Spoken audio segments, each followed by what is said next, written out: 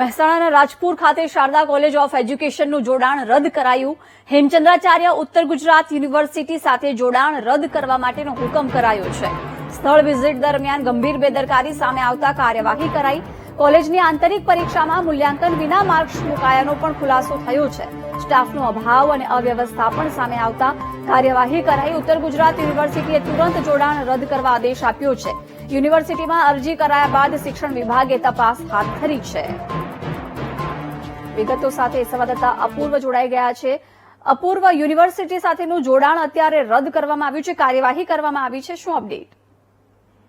જી, ચોક્કસથી થોડા સમય પહેલા જ મહેસાણાના રાજપુર ખાતે આવેલી શારદા કોલેજ ઓફ એજ્યુકેશનમાં ખોટી રીતે કામગીરી ચાલતી હોય અને સ્ટાફના અભાવ હોવા છતાં પણ આ કોલેજ ચાલતી હોય તેવી ફરિયાદ જે છે તે યુનિવર્સિટીને મળી હતી અને આ યુનિવર્સિટીએ તે ફરિયાદના આધારે જ સ્થળ તપાસ હાથ ધરી હતી, જેમાં હેમચંદ્રાચાર્ય ઉત્તર ગુજરાત યુનિવર્સિટીએ આ શારદા કોલેજ ઓફ એજ્યુકેશનની તપાસ હાથ ધર્યા બાદ તેનું જોડાણ રદ કરવાની જે છે તે હુકમ કર્યો છે.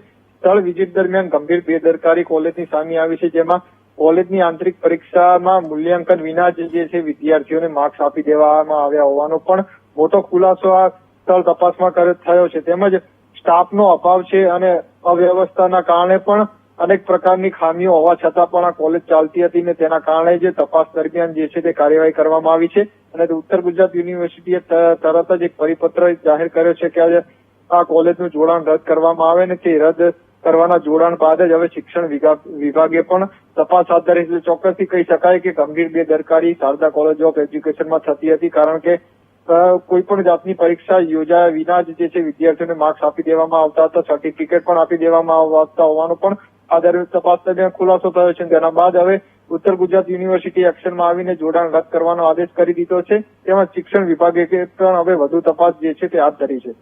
બિલકુલ અપૂર્વ, આભાર જાણકારી આપવા બદલ.